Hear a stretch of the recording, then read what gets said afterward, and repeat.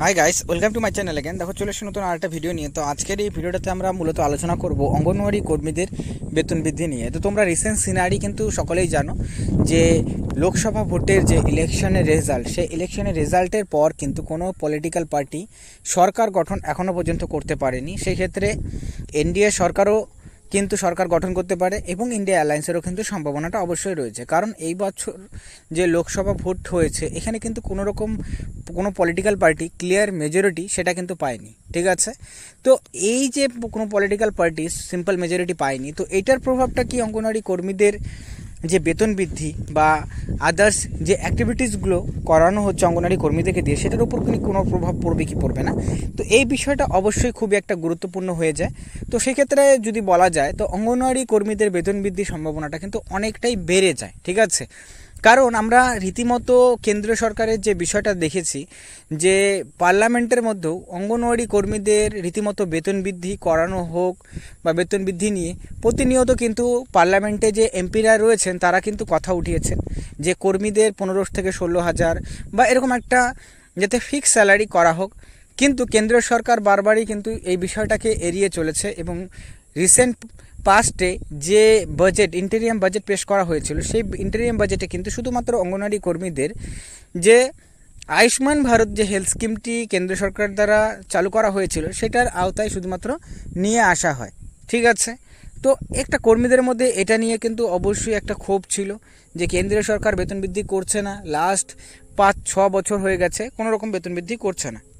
তো সেই ক্ষেত্রে এবার কিন্তু পসিবিলিটিসটা অনেকটা বেশি যে কর্মীদের বেতন বৃদ্ধি করা নিয়ে, ঠিক আছে। কারণ যেই পলিটিক্যাল পার্টি সরকার গঠন করুক না কেন কিন্তু এবার কর্মীদের কিন্তু বেতনটা অনেকটাই বৃদ্ধি হওয়ার সম্ভাবনা রয়েছে। এবং এই ক্ষেত্রে কত টাকা, এবং এইটা আরেকটা গুরুত্বপূর্ণ যেটা যে অঙ্গনওয়াড়ি কর্মীদের অনারিয়াম যে দেওয়া হয় সেই অনারিয়ামের মধ্যেও কিন্তু একটা বিশাল বড় পরিবর্তন আনা হতে পারে। কারণ এবার কিন্তু যেহেতু কেন্দ্র সরকার যদি মনে করো এনডিএ সরকারও গঠন করে, তো সেক্ষেত্রে এনডিএও কিন্তু এই বিষয়টা অবশ্যই মাথায় রাখবে। কারণ যেহেতু তারা ইলেকশনে এবারে রেজাল্টে ভোট কিন্তু অনেকটাই কম পেয়েছে, মেজরিটি তারা পায়নি, তো সেই ক্ষেত্রে তাদেরও কিন্তু এটার একটা ইম্প্যাক্ট থাকবে এবং সেই ক্ষেত্রে কর্মীদের কিন্তু নিয়ে এবার কিন্তু হয়তো অঙ্গনওয়াড়ি কর্মীদের বেতন বৃদ্ধি নিয়ে সেন্ট্রাল গভর্নমেন্ট অবশ্যই এই বিষয়টা নিয়ে বিবেচনা করবে এবং এই ক্ষেত্রে এটার পসিবিলিটিসটা সবচেয়ে বেশি রয়েছে, যেটা আমি আগেও জানিয়েছিলাম।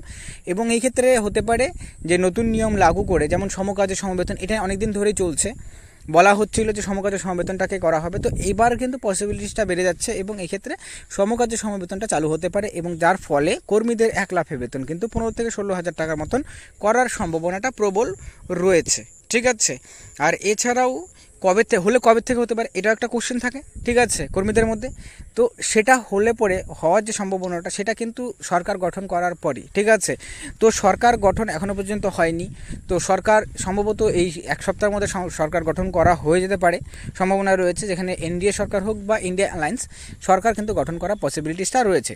তো সরকার গঠন করার পর যে নেক্সট যে তোমাদের যে বাজেটটা পেশ করা হবে ফুল বাজেটটি, সেই বাজেটের মধ্যে কিন্তু অঙ্গনওয়াড়ি কর্মীদেরকে নিয়ে কিন্তু বিষয়টা অবশ্যই করা হতে পারে। কারণ এখানে এনডিএ সরকারও যদি সরকার গঠন করে তো সেক্ষেত্রে যে অ্যালায়েন্সগুলো রয়েছে মানে আদার্স যে পলিটিক্যাল পার্টিতে রয়েছে তারা কিন্তু অবশ্যই বিষয়টাকে তুলে ধরবেন।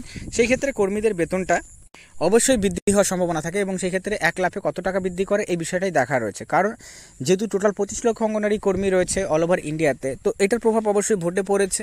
তো এই বিষয়টা এখনই যদি কেন্দ্র সরকার না দেখে তাহলে পরে পরবর্তী সময় কিন্তু আরও সমস্যায় পড়তে পারে। তো কেন্দ্র সরকার কিন্তু অবশ্যই এই বিষয়টা চাবে না, যার ফলস্বরূপ আমরা কর্মীদের বেতন অনেকটাই বৃদ্ধি হওয়ার সম্ভাবনাটা কিন্তু দেখতে পাচ্ছি।